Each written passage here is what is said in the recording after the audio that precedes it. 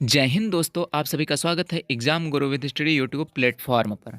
भैया आज हम कवर करते हैं 6 और 7 दिसंबर के करंट अफेयर को देखते हैं, जो भैया आपके एग्ज़ाम की दृष्टि से अत्यंत महत्वपूर्ण हैं, जो आपके हर एक एग्ज़ाम में पूछे जाते हैं।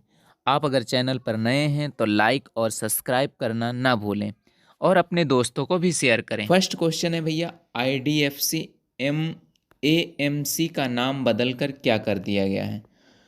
तो इसका नाम बदलकर IDFC का नाम बदलकर भैया कर दिया गया है। ऑप्शन क्या है वो देख लेते हैं। पहला है ऑप्शन बंधन म्यूचुअल फंड, बंधन म्यूचुअल कॉरपोरेशन। ऑप्शन सी है बंधन फंड। इनमें से कोई नहीं, तो भैया हमारा ऑप्शन फर्स्ट सही है, बंधन म्यूचुअल फंड कर दिया गया है। अब इसके बारे में देख लेते हैं। IDFC AMC का भैया फुल फॉर्म है एसेंट मैनेजमेंट कंपनी लिमिटेड, का नाम बदलकर बंधन एसेंट मैनेजमेंट कंपनी लिमिटेड कर दिया गया है। IDFC म्यूचुअल फंड का नाम बदलकर भैया बंधन म्यूचुअल फंड कर दिया गया है। ये ज़रूर याद रखिएगा। इसका भैया प्रस्ताव दे दिया गया है और इसका नाम बदल दिया गया है। यह सेबी IDFC AMC में स्वामित्व में परिवर्तन को मंजूरी देने के बाद में किया गया है। इसका भैया फुल फॉर्म देख लेते हैं। IDFC का फुल फॉर्म है इंफ्रास्ट्रक्चर डेवलपमेंट फाइनेंस कंपनी।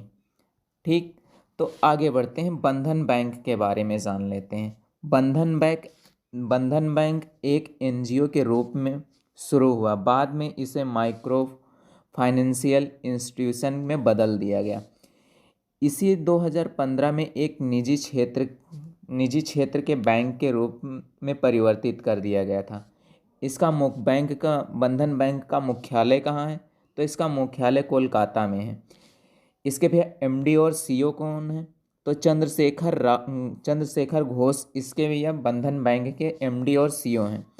और बंधन बैंक के एक क्वेश्चन आता है, बंधन बैंक के ब्रांड एम्बेसडर कौन है? तो भैया बंधन बैंक के ब्रांड एम्बेसडर हैं सौरभ गांगुली हैं। ये भैया मोस्ट इम्पॉर्टेंट पॉइंट है, ये ज़रूर याद रखिएगा। नेक्स्ट क्वेश्चन देखते हैं। नेक्स्ट क्वेश्चन है भैया, मिस अर्थ वाटर 2022 का खिताब किसने जीता है? तो भैया मिस अर्थ वाटर का भैया 2022 का खिताब जीता है नादीन अयूब ने जीता है। अब इनके बारे में जान लेते हैं, नादीन अयूब के बारे में। मिस अर्थ वाटर 2022 का ताज 27 वर्षीय मिस फिलिस्तीनी, यानी ये भैया फ़िलिस्तीन की रहने वाली हैं, नादीन अयूब के सर पर सजा है। यानी मिस अर्थ वाटर 2022 का जो खिताब है फ़िलिस्तीन की नादीन अयूब ने जीता है। नादीन अयूब पहली महिला हैं जिन्होंने सौंदर्य प्रतियोगिता में फ़िलिस्तीन का प्रतिनिधित्व किया है। ये भैया पहली महिला हैं फ़िलिस्तीन की जिन्हें सौंदर्य प्रतियोगिता में प्रतिनिधित्व किया है। यह प्रतियोगिता फ़िलिस्तीन की राजधानी मनीला में आयोजित किया गया था। इस इवेंट की शुरुआत 2001 में भैया शुरू हुई। इसके 4 मुख्य अंतर्राष्ट्रीय सौंदर्य प्रतियोगिता में से एक के रूप में जाना जाता है। यह अवार्ड 4 वर्गों में दिया जाता है। पहला अवार्ड मिस अर्थ 2022 कोरिया की मीना सू चोई हैं। मिस फायर 2022 का कोलंबिया की एंड्रिया एलुगिलेरा को दिया गया है। मिस वाटर 2022 का पुरस्कार फ़िलिस्तीन की नादीन अयूब को दिया गया है। और मिस एयर 2022 का अवार्ड ऑस्ट्रेलिया की शेरडान मोर्टलॉक को दिया गया है। नेक्स्ट देखते हैं।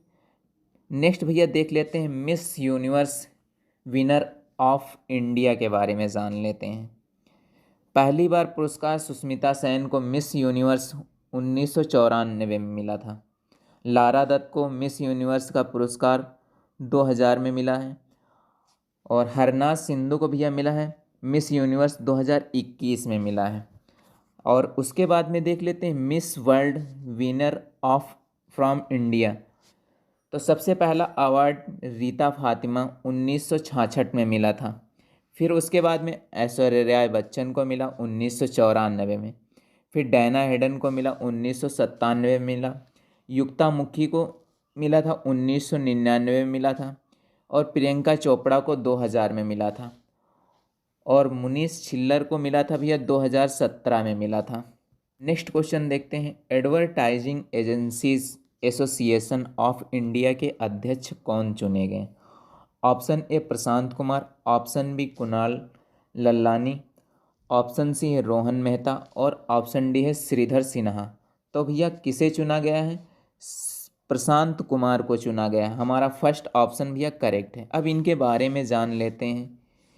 Group M media private limited ने के दक्षिण एशिया के सीईओ प्रशांत कुमार को advertising agencies association of India के अध्यक्ष चुना गया है। उन्हें उद्योग में 25 वर्ष के अधिक का अनुभव है। ग्रुप एम में शामिल होने से पहले वो पेप्सी में थे, द हिंदू में थे, द मीडिया में थे। इन पदों पर उन्होंने भी कार्य किया है। उन्होंने 2020 से 2022 तक advertising agencies association of India के उपाध्यक्ष के रूप में कार्य किया है। नेक्स्ट देखते हैं भैया क्वेश्चन। नेक्स्ट है, पहला सिलचर महोत्सव कहाँ आयोजित किया गया? तो भैया ऑप्शन है Meghalaya, option B Assam, option C है बांग्लादेश, और ऑप्शन डी है त्रिपुरा। तो भैया कहाँ आयोजित किया गया पहला सिलचर महोत्सव, कहाँ आयोजित किया गया है? तो भैया इसका आयोजन असम में हुआ है। अब इसके बारे में पहला सिलचर, इसके बारे में देख लेते हैं ये आखिर है क्या।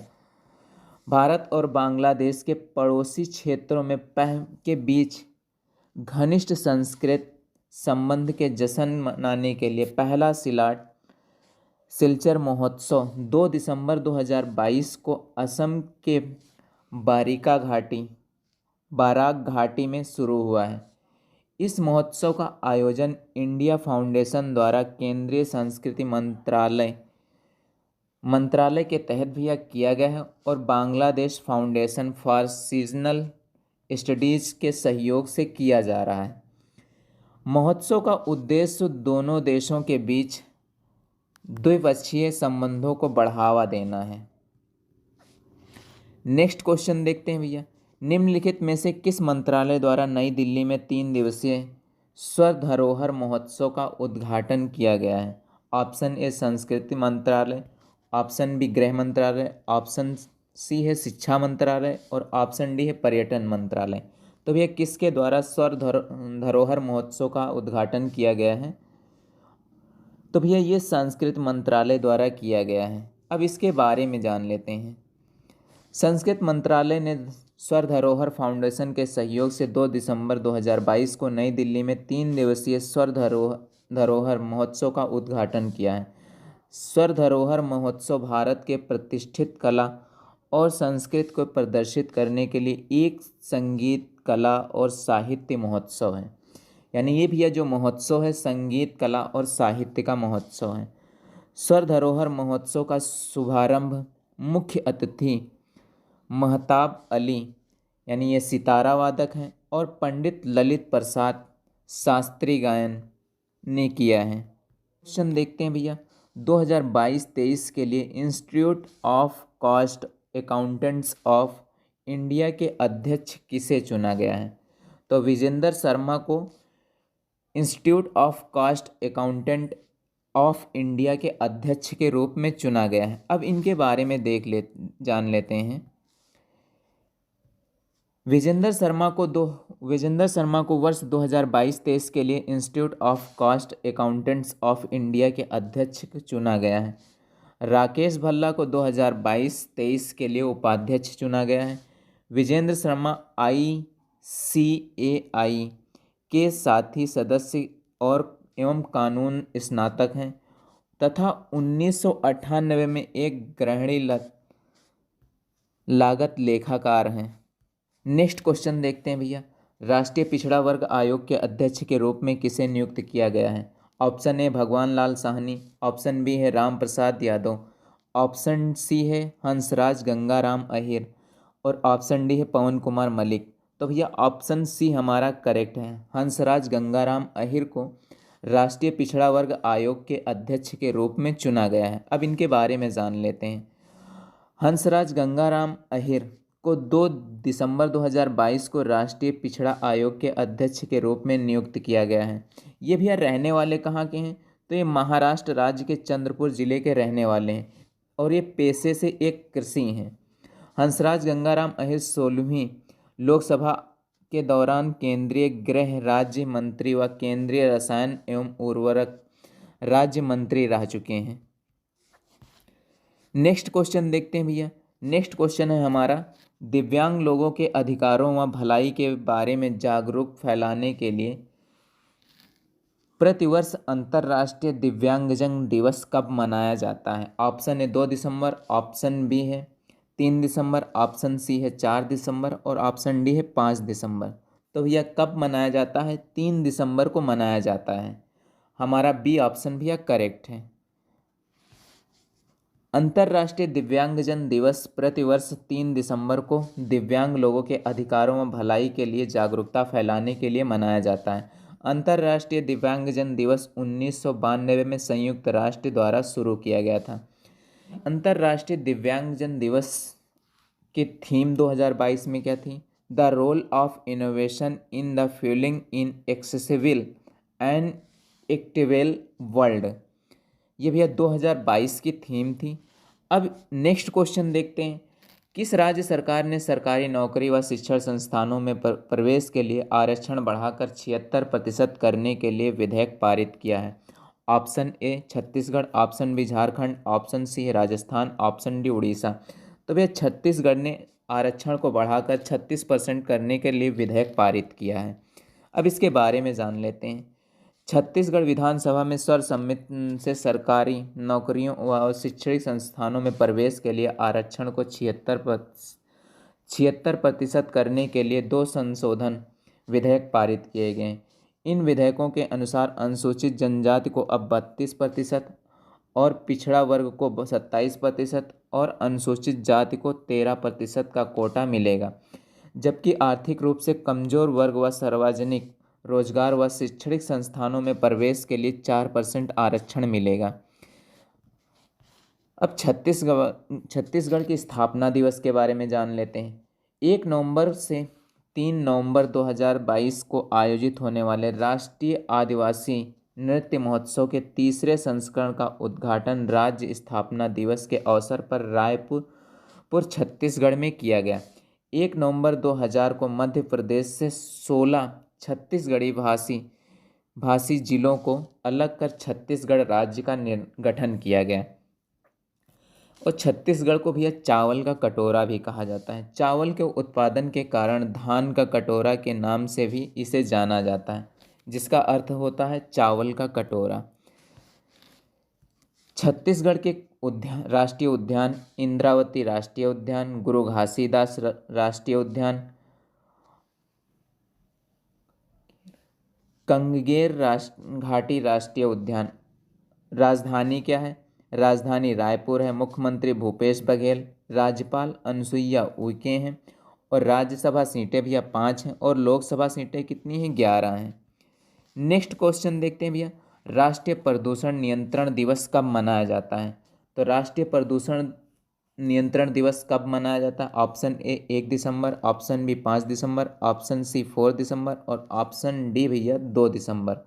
तो भैया कब मनाया जाता है? 2 दिसंबर को राष्ट्रीय प्रदूषण दिवस मनाया जाता है। और 1 दिसंबर को बीएसएफ ने अपना 58वां यानी 58 स्थापना दिवस मनाया और 1 दिसंबर को भैया एड्स दिवस मनाया जाता है। ठीक है, ये फैक्ट हमारे क्लियर हैं। अब आगे देखते हैं, इसके बारे में जान लेते हैं। यह दिन उन लोगों की याद में मनाया जाता है जो 1984 में 2 और 3 दिसंबर को भोपाल गैस आपदा में मारे गए थे।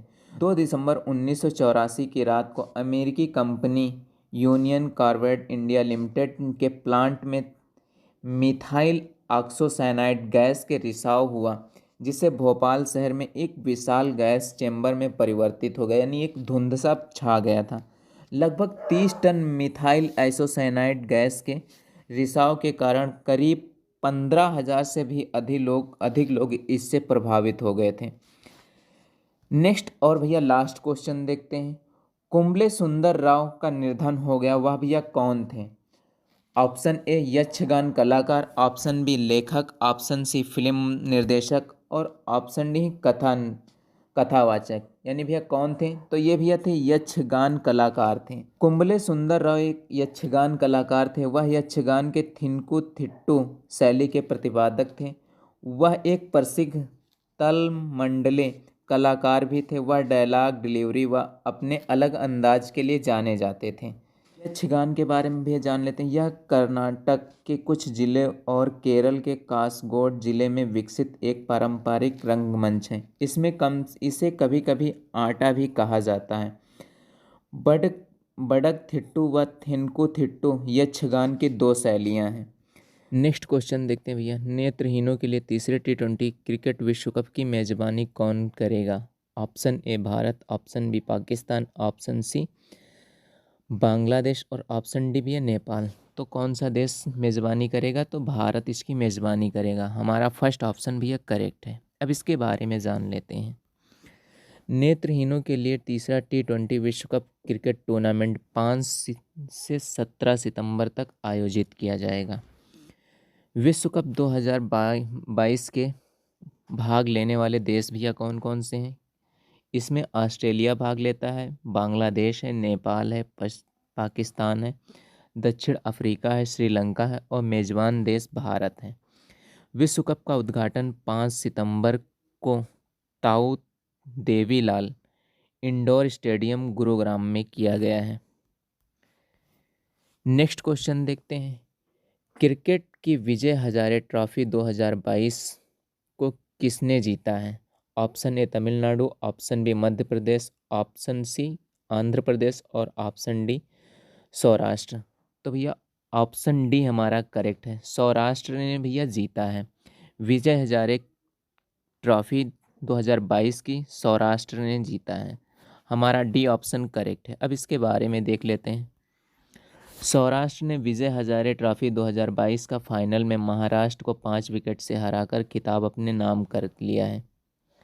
सौराष्ट्र की टीम ने दूसरी बार विजय हजारे ट्रॉफी जीती है। इससे पहले उन्होंने 2007 से 2008 में जीता था। अब विजय हजारे ट्रॉफी के बारे में जान लेते हैं। विजय हजारे ट्रॉफी भारत के घरेलू क्रिकेट श्रृंखला है। इसकी शुरुआत 2002 में हुई थी। यह वनडे मैचों के तहत 50 ओवर का होता है। इसे रणजी वनडे ट्रॉफी भी कहा जाता है। इस ट्रॉफी का नाम महाराष्ट्र के प्रसिद्ध क्रिकेटर खिलाड़ी विजय हजारे जी के नाम पर रखा गया है। विजय हजारे ट्रॉफी सबसे सफल टीम तमिलनाडु है, जिसने भैया 5 बार इस खिताब को जीता है। और सौराष्ट्र ने भैया 2 बार जीता है और तमिलनाडु ने भैया 5 बार जीता है। नेक्स्ट क्वेश्चन देख लेते हैं। नेक्स्ट क्वेश्चन है, हाल ही में 65वीं राष्ट्रीय निशानेबाजी चैंपियनशिप में दोहरा स्वर्ण पदक किसने जीता है? तो भैया किसने जीता है देख लेते हैं। Option A Divya TS, option B है सर्बजोत सिंह और ऑप्शन सी है सुस्मित रमन और ऑप्शन डी है गौरव राणा। तो भैया ऑप्शन बी करेक्ट है, सरबजोत सिंह। अब इसके बारे में जान लेते हैं। हरियाणा के सरबजोत सिंह ने 65वीं राष्ट्रीय निशानेबाजी चैंपियनशिप में दोहरा स्वर्ण पदक जीता है। सरबजोत सिंह ने व्यक्तिगत मुकाबले में स्वर्ण पदक मैच में वायुसेना के गौरव राणा को 16-4 से हराकर सुमित राणा और अनमोल जैन के साथ मिलकर इस स्पर्धा में की टीम ने स्वर्ण पदक जीता है। चैंपियनशिप MP में भैया हो रहा है। शूटिंग एजेंसी 65वीं राष्ट्रीय निशानेबाजी चैंपियनशिप का आयोजन कहाँ हो रहा है? तो भैया MP में इसका आयोजन किया जा रहा है। Championship MP shooting academy range Bhopal में हो रही है। इसके बारे में जान लेते हैं। 65वीं राष्ट्रीय पिस्टल निशानेबाजी चैंपियनशिप का आयोजन भैया 20 नवंबर से 10 दिसंबर 2022 तक भोपाल में किया जाएगा। ठीक है। विशनखेड़ी में मध्य प्रदेश राज्य में निशानेबाजी अकादमी में इसका आयोजन किया जा रहा है। इसे नेशनल शूटिंग चैंपियनशिप में 5,000 से भी ज़्यादा खिलाड़ी इसमें हिस्सा ले रहे हैं। विभूति ने महिला वर्ग में और तेलंगाना की मेघना सदुला ने जूनियर वर्ग में कांस्य पदक जीता है। नेक्स्ट क्वेश्चन देखते हैं भैया, भारत की कौन सी एजेंसी प्रतिबंधित पदार्थों के साथ दवाओं को सत्यापित करने के लिए एथलीटों की सहायता हेतु ऐप विकसित कर रही है? तो भैया किस प्रतिबंधित पदार्थ के लिए एथलीटों के लिए ऐप की विकसित कर रही है? ऑप्शन ए नारकोटिक्स कंट्रोल ब्यूरो, और ऑप्शन बी राष्ट्रीय अपराध रिकॉर्ड ब्यूरो, और ऑप्शन सी है राष्ट्रीय डोपिंग रोधी एजेंसी, और ऑप्शन डी है भैया नेशनल इंटेलिजेंस ग्रेड। तो भैया इसका जो प्रतिबंधित पदार्थों के इस एथलीटों की सहायता के लिए ऐप विकसित जो कर रही है, जो प्रतिबंधित पदार्थ हैं, उनके लिए भैया राष्ट्रीय डोपिंग रोधी एजेंसी है, इसके लिए ऐप विकसित कर रही है। भारतीय राष्ट्रीय डोपिंग रोधी एजेंसी NADA प्रतिबंधित पदार्थ वाली दवाओं के सत्यापित करने के लिए एथलीटों की सहायता के लिए ऐप विकसित कर रही है। राष्ट्रीय डोपिंग रोधी एजेंसी इंडिया 20 डोप नियंत्रण अधिकारियों को विकलांग एथलीटों के नमूने एकत्र करने में विशेषज्ञता व संवेदनशील बनाने की प्रक्रिया में है। राष्ट्रीय डोपिंग रोधी एजेंसी भारत में खेलों में डोपिंग नियंत्रण कार्यक्रम का समन्वय और निगरानी के लिए जिम्मेदार है। राष्ट्रीय खेल में राष्ट्रीय डोपिंग रोधी बोर्ड, इसके बारे में जान लेते हैं। डोपिंग रोधी विनियमन और डोपिंग रोधी अंतर्राष्ट्रीय प्रतिबद्धताओं का अनुपालन व सरकार की सिफारिशें करने के लिए विधेयक खेल क्षेत्र में राष्ट्रीय डोपिंग रोधी बोर्ड की स्थापना करता है। राष्ट्रीय डोपिंग रोधी एजेंसी के बारे में भैया जान लेते हैं। इसकी स्थापना नवंबर 1999 में अंतर्राष्ट्रीय ओलंपिक समिति के तहत विश्व डोपिंग रोधी एजेंसी की स्थापना की गई। खेल में डोपिंग के खिलाफ यूनेस्को अंतर्राष्ट्रीय सम्मेलन 2005 द्वारा वाडा को मान्यता दी थी, यानी विश्व डोपिंग रोधी एजेंसी को भैया मान्यता दी थी।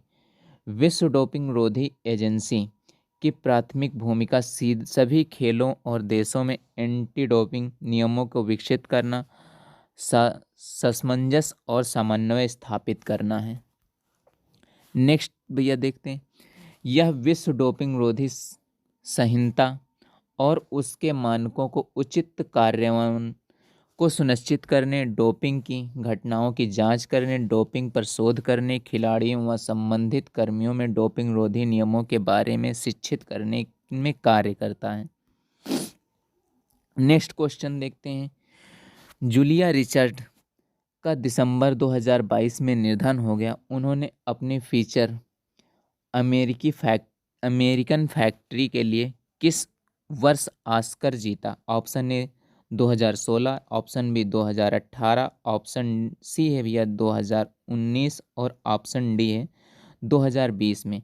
तो भैया जूलिया रिचर्ड ने दिसंबर 2022 में इनका निधन हो गया। इन्होंने अमेरिकी फैक्ट्री के लिए ऑस्कर जीता है, 2020 में जीता है। हमारा ऑप्शन डी भैया करेक्ट है। अब इसके बारे में देख लेते हैं। वायुर्धा वृत्तचित्र व ऑस्कर पुरस्कार विजेता जूलिया रिचर्ड का दिसंबर 2022 में 76 वर्ष की आयु में इनका निधन हो गया है। उन्होंने अपनी पिक्चर अमेरिकन फैक्ट्री के लिए 2020 में ऑस्कर पुरस्कार जीता है। जूलिया रिचर्ड ने फिल्म निर्माता होने के अलावा वह राइटर स्टेट यूनिवर्सिटी में फिल्म निर्माण सिखाने के लिए 28 साल बिताए हैं। यानी ये फिल्म बनाने के लिए, यानी निर्माण करने के लिए, सिखाने के लिए इन्होंने 28 साल का बिताए हैं। उन्होंने 1984 और 2010 में 2 ऑस्कर नामांकन प्राप्त हुए। जूलिया रिचर्ड एक अमेरिकी अकादमी पुरस्कार विजेता वृत्तचित्र और फिल्म निर्माता व नारीवादी हैं। नेक्स्ट क्वेश्चन देखते हैं, हाल ही में the Chipko movement the people's movement को कमला देवी चट्टोपाध्याय NIF पुस्तक पुरस्कार 2022 से सम्मानित किया गया। इस पुस्तक के लेखक कौन हैं? तो भैया option A Shekhar Pathak, option B है शेखर सुमन, ऑप्शन सी है आयुष्मान खुराना और ऑप्शन डी है अजीत सिंह। तो भैया इसके लेखक कौन हैं? इसके लेखक हैं शेखर पाठक हैं। हमारा ऑप्शन ए भैया करेक्ट है। अब इसके बारे में देख लेते हैं। The Chipko movement the people's movement को कमला देवी चट्टोपाध्याय NIF पुस्तक पुरस्कार 2022 से सम्मानित किया गया है। यह पुस्तक इतिहासकार और कार्यकर्ताओं शेखर पाठक द्वारा लिखी गई है। ये भैया है पुस्तक इनकी। यह पुरस्कार किसी भी राष्ट्रीयता के लेखकों द्वारा समकालीन भारत व गैर फिक्शन के लिए दिया जाता है। इसमें 15 लाख का नगद पुरस्कार होता है। कमला देवी NIF पुस्तक पुरस्कार 2018 से शुरू किया गया था। नेक्स्ट क्वेश्चन देखते हैं भैया। राष्ट्रीय सांख्यिकी आयोग के अध्यक्ष कौन बने हैं? Option A Sanjay Malhotra, option B Deepa Malik, option C Arun Goyal और ऑप्शन डी है राजीव लक्ष्मण। तो भैया ऑप्शन डी हमारा करेक्ट है। राजीव लक्ष्मण कंदारकर राष्ट्रीय सांख्यिकी आयोग के अध्यक्ष बने हैं। अब इनके बारे में जान लेते हैं। राजीव लक्ष्मण चेन्नई मैथमेटिकल इंस्टीट्यूट के प्रोफेसर हैं। उन्होंने 1998 में संसदीय चुनाव और राज्य विधानसभाओं के लिए देशव्यापी जनमत सर्वेक्षणों को डिजाइन और पर्यवेक्षण और विश्लेषण किया है। यह 3 साल के लिए अंशकालिक अध्यक्ष होंगे। राष्ट्रीय सांख्यिकी आयोग के अध्यक्ष का दर्जा राज्य मंत्री समकक्ष होता है। राष्ट्रीय सांख्यिकी आयोग के बारे में जान लेते हैं। डॉक्टर C रंगराजन आयोग की सिफारिश पर स्थापित किया गया था। इसका गठन 12 जुलाई 2006 में प्रभावी हुआ था। इसमें 4 सदस्य व 1 अध्यक्ष होता है। प्रत्येक के पास सांख्यिकीय क्षेत्रों में विशेषता और अनुभव होना चाहिए। इस निकाय को स्थापित करने के लिए मुख्य उद्देश्य भारत सरकार द्वारा जारी आंकड़ों को जनता के विश्वास को मजबूत करने और डेटा एकत्र करने के संबंध में भारत में सांख्यिकी एजेंसियों के सामने आने वाली कठिनाइयों का सामना करना था। नेक्स्ट क्वेश्चन देखते हैं। अमेरिका ने किस देश की टेक कंपनियों पर प्रतिबंध लगाया है? Option A Bharat, option B चीन, ऑप्शन सी कनाडा और ऑप्शन डी वियतनाम। तो भैया अमेरिका ने चीन देश की टेक कंपनियों पर प्रतिबंध लगाया है। अब इसके बारे में कौन कौन सी कंपनी पे इन्होंने प्रतिबंध लगाया उसके बारे में जान लेते हैं। अमेरिकी संचार आयोग ने चीन की हुआवे और ZTE कंपनियों द्वारा बनाए गए संचार उपकरणों की बिक्री और आयात पर प्रतिबंध लगाई है। अमेरिकी संचार आयोग ने राष्ट्रीय सुरक्षा का हवाला देते हुए कुछ चीनी निर्मित वीडियो प्रणालियों इस्तेमाल पर अस्वीकार जोखिम करार देते हुए प्रतिबंध लगाया है। हाल ही में जो चर्चा में रहे अंतर्राष्ट्रीय खबरें हैं उनके बारे में जान लेते हैं। ऑस्ट्रेलिया का ग्रेट बैरियर रीफ, ये मैंने आपको 2 दिन पहले पढ़ाया है। उसमें था ग्रेट बैरियर रीफ के बारे में, जिसको विश्व धरोहर में शामिल किया जाना था क्योंकि वो ख़त्म होने के कगार पे हैं। अब उसके बारे में जो हाल ही में चर्चा में रहा अंतर्राष्ट्रीय, तो वो भैया ज़रूर इम्पोर्टेंट हो सकता है। ऑस्ट्रेलिया का ग्रेट बैरियर रीफ को विश्व धरोहर स्थल में सूचीबद्ध किया जाएगा। और नेक्स्ट है लेफ्टिनेंट जनरल असीम मुनीर को पाकिस्तान के नए सेना प्रमुख के रूप में नियुक्त किया गया है। भारत के उर्वरक के शीर्ष आपूर्तिकर्ता रूस बना है, यानी भारत में खाद के लिए जो आपूर्तिकर्ता है वो रूस बना हुआ है। नेक्स्ट क्वेश्चन देखते हैं। अमेरिका में भारत के राजदूत तरणजीत सिंह सिद्धू ने किसको पद्म भूषण से सम्मानित किया गया है? भैया किसे सम्मानित किया गया? Option A Sundar Pichai, option B Joe Biden, option C है भैया कमला हैरिस और ऑप्शन डी है आरती प्रभाकर। तो नेक्स्ट देख लेते हैं, इनके बारे में जान लेते हैं। अमेरिका में भारत के राजदूत तरणजीत सिंह सिद्धू ने सैन फ्रांसिस में गूगल के सीईओ सुंदर पिचाई को पद्म भूषण से सम्मानित किया है।